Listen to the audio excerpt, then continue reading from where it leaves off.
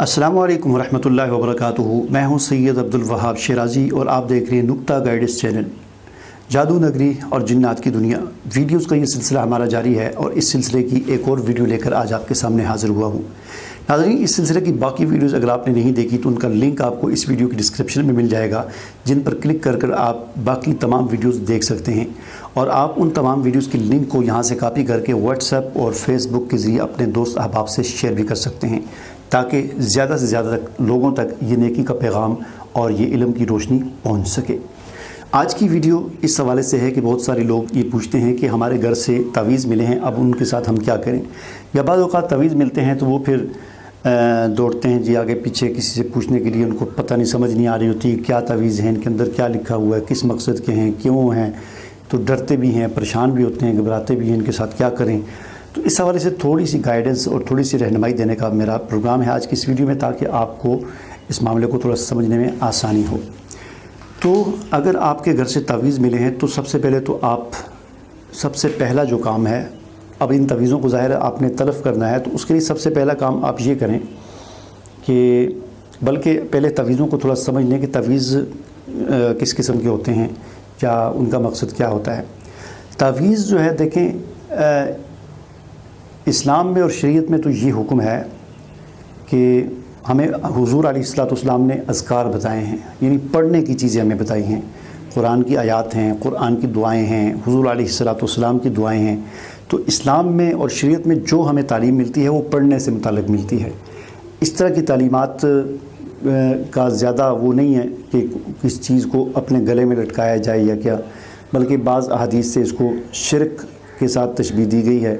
चूँकि पहले इस्लाम के आने से पहले ये तावीज़ात वगैरह शिरकिया होते थे, तो इसलिए वो इस किस्म की रिवायात मौजूद हैं अहादीस में आप अलैहिस्सलाम की फ़रामीन। लेकिन बाज़ उलमा कहते हैं कि अगर शिरकिया तावीज़ ना हो तो उनको पहनने में कोई हरज नहीं है। लेकिन इसमें जो सही जो मौक़िफ़ है वो मौलाना अशरफ अली थानवी रहमतुल्लाह अलैह का है।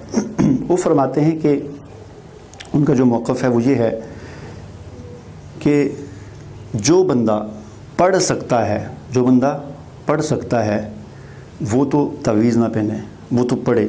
मसलन जिसको अऊज़ु बिकलिमातिल्लाह पढ़ सकता है तो इस दुआ को पढ़े। जो बिस्मिल्लाहिल्लज़ी ला यज़ुर्रु पढ़ सकता है उसको पढ़े। जो कुल अऊज़ु बिरब्बिल फलक़, कुल अऊज़ु बिरब्बिन नास या आयतुल कुर्सी या दीगर जितनी भी दुआएं हैं या अज़कार हैं उनको पढ़ सकता है वो पढ़े। उसके लिए इनको लिख कर अपने गले में डालना या पहनना ये दुरुस्त नहीं है।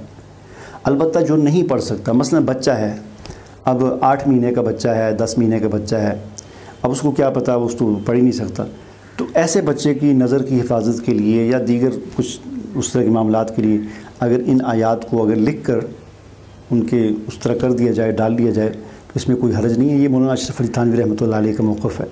बहरहाल कहने का मकसद ये है कि इस बात में तो किसी का कोई इख्तिलाफ़ नहीं है कि तावीज़ के अंदर अगर कुरान और हदीस के अलावा कुछ और लिखा हुआ है तो वो फिर तावीज़ जो है वो दुरुस्त नहीं है। ठीक है जी, कुरान की आयात या दुआएं इसके अलावा अगर कुछ लिखा हुआ है, बल्कि बाज़ हज़रात तो इसको भी इजाज़त नहीं देते कि तावीज़ को ही शिरक कहते हैं। लेकिन चलें, अगर इतनी गुंजाइश अगर निकाली हो तो इतनी गुंजाइश ज़्यादा से ज़्यादा निकल सकती है कि कुरान की आयत लिखी हो साफ़ वाज़े तौर पर जो पढ़ी जा सके, या कोई ऐसी दुआ लिखी हो जो आप इस्लाम की बताई हुई हो। इससे आगे कोई गुंजाइश नहीं है। लेकिन आप देखते हैं कि आम तौर पर जो जितने भी तावीज़ात होते हैं उनके अंदर या नंबर लिखे होते हैं या ज़ायद से होते हैं या नक्श बने होते हैं, अजीब व गरीब किस्म के ऐसे सींगों वाले नक्श भी बीच में होते हैं। तो इस किस्म के जो तावीज़ात होते हैं ये तावीज़ात सारे शिरकिया होते हैं और ज़्यादातर ये जादूगरी के में इस्तेमाल होने वाले तावीज़ात होते हैं। अगर आपने देखें तावीज़ के अंदर नंबर हैं तो अब हमें क्या पता इस नंबरों का क्या मतलब है, इसकी कोडिंग किस चीज़ की कोडिंग है, इसके डी कोड वही करेगा जिसने बनाए हैं।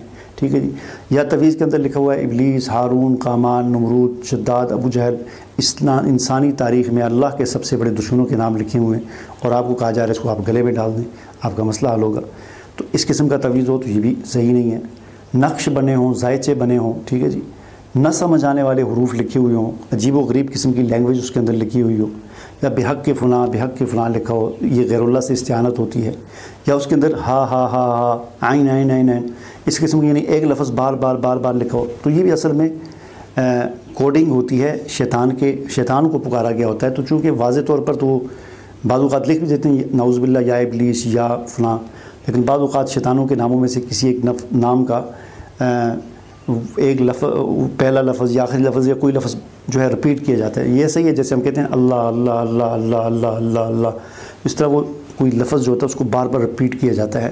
تو یہ عام طور پر زیادہ تر یہ کوڈنگ ہوتی ہے شیطانوں کو پکارنے کے لیے. اس قسم کے جو تعویذات ہوتے ہیں یہ تعویذات سارے کے سارے شرکیہ ہوتے ہیں. اب آتے ہیں ان تعویذات کو ضائع کرنے کی طرف اور تلف کرنے. اگر آپ کے گھر سے کوئی اس قسم کی چیزیں ملی ہیں تو ان کو آپ کیسے تلف کر سکتے ہیں, کیسے ضائع کر سکتے ہیں. تو سب سے پہلا کام تو آپ یہ کریں کہ سب سے پہلے آپ مستون اذکار وغیرہ پڑھ لیں, آیت الکرسی پڑھ لیں, اعوذ بکلمات اللہ پڑھ لیں, بسم اللہ الذی پڑھ لیں, آخری صورتیں پڑھ لیں. یہ پڑھ کے اپنے اوپر دم کر لیں اپنی حفاظت کے لیے. اس کے بعد پھر آپ ان تعویذات کو کھولیں اور دیکھیں کہ ان کے اندر کیا ہے. تو ان کے اندر اگر اس قسم کی چیز ہے کہ جو پڑھی ہی نہیں جاتی, جو پتہ ہی نہیں چلتا کیا لکھا ہوا ہے, یا تو لکھا ہوا ہے صاف لکھا ہوا ہے قل اعوذ برب الفلق قل اعوذ برب الناس, آیت الکرسی کوئی آیت لکھی ہوئی ہے تو پھر تو چلیں صاف پتہ چل جائے گا. لیکن کوئی چیز ایسی آپ لکھی ہوئی ہے کہ آپ قرآن بھی پڑھ سکتے ہیں, آپ کو قرآن ناظرہ پڑھنا آتا ہے اور آپ اردو بھی پڑھ سکتے ہیں, اس کے باوجود وہ چیز آپ سے نہیں پڑھی جا رہی, تو بس سمجھ جائیں کہ یہ گڑبڑ ہے. ٹھیک ہے نا, یہ شرکیہ تعویذ ہے, کوئی جادوگری کا تعویذ ہے, یعنی یہ کوئی شریعت کا شرعی تعویذ نہیں ہے. تو ایسے تعویذ آپ کو چاہے کوئی عمل دے یا آپ کے گھر سے ملیں. اب ان کو آپ نے ضائع کرنا ہے, تو ضائع کرنے کا طریقہ جیسے کہ میں نے بتایا, پہلے تو اپنا حصار قائم کر لیں, پھر اس کے بعد ان تعویذوں کو کھولیں اور پانی لیں ایک گلاس کے اندر یا جگ کے اندر یا کسی چیز کے اندر, تو ان کے اندر اس کو تعویذوں کو ڈبوئیں اس طرح تاکہ ان کی سیاہی جو ہے وہ اتر جائے اور یہ پانی میں حل ہو جائیں. پھر اس پانی کو لے جا کر کسی ایسی جگہ پر پھینک دیں, کسی راستے میں نہ پھینکیں, کسی تھوڑی سی راستے سے ہٹ کر آگے پیچھے کی جگہ پر پھینک دیں تاکہ یہ پانی وہاں پر زمین کے اندر جذب ہو جائے, ختم ہو جائے. یا جا کر کسی نہر وغیرہ اگر آپ کے قریب ہے, کوئی دریا وغیرہ ہے, تو وہاں پر ہی آپ اس پانی کو بھی پھینک سکتے ہیں اور ڈائریکٹ ان تعویذات کو بھی اس دریا کے اندر یا نہر کے اندر پھینک سکتے ہیں. تو اس طریقے سے ان کو تلف کر دیں, انشاءاللہ ان کا جو بھی اثر ہوگا تلف کرتے ساتھ ہی ان کا اثر وہ زائل ہو جائے گا. تو یہ ہو گیا ان کا تلف کرنے کا طریقہ. اب میں آپ کو ایک کتاب دکھاتا ہوں. یہ کتاب ہے نقش سلیمانی کے نام سے یہ کتاب ہے. تو یہ نقش سلیمانی کے نام سے بڑی مشہور کتاب ہے. خواجہ اشرف علی لکھنوی جو ہے اس کے مؤلف ہیں, اس کتاب کو لکھنے والے ہیں. اور کتابت اس کی محمد طارق صاحب نے کی ہے اور پروف ریڈنگ اس کی مولانا محمد افضل مخدوم نے کی ہے. ٹھیک ہے جی. اب اس کتاب میں جی تعویذات اور عملیات, نقوش اور خواص قرآنی, حروف تہجی کے اسرار, حروف مقطعات, مستحب اعمال وغیرہ وغیرہ بہت ساری چیزوں کے ہیں. اس میں دکھانا میں یہ چاہ رہا تھا آپ کو کہ دیکھیں اس میں یہ کتاب اکثر چونکہ ایسے علماء کے پاس بھی ہوتی ہے جو تعویذات کا کام کرتے ہیں. تو عرض کرنے کا مقصد یہ ہے کہ اس کتاب کے اندر جو سب سے حیرانگی والی بات ہے جو آدمی کو یعنی پریشان کرتی ہے وہ یہ ہے کہ دیکھیں کیسے حق اور باطل کو اس کے اندر خلط ملط کیا گیا ہے. ایک طرف آپ دیکھیں گے حدیث لکھی ہوئی ہے کہ حضور صلی اللہ علیہ وسلم کا کوئی مسنون ذکر لکھا ہوا ہے, کوئی دعا لکھی ہوئی قرآن کی, اور اس کے آگے کوئی ایسا عجیب و غریب کوئی نقش لکھا ہوا ہے کہ جو صاف طور پر نظر آتا ہے کہ یہ جادوگروں کا بنایا ہوا نقش ہے. بہت ساری اس کے اندر اب مثالیں, اب اس میں آپ کو کیا کیا دکھاؤں, بڑی عجیب عجیب چیزیں اس کے اندر بھی موجود ہیں.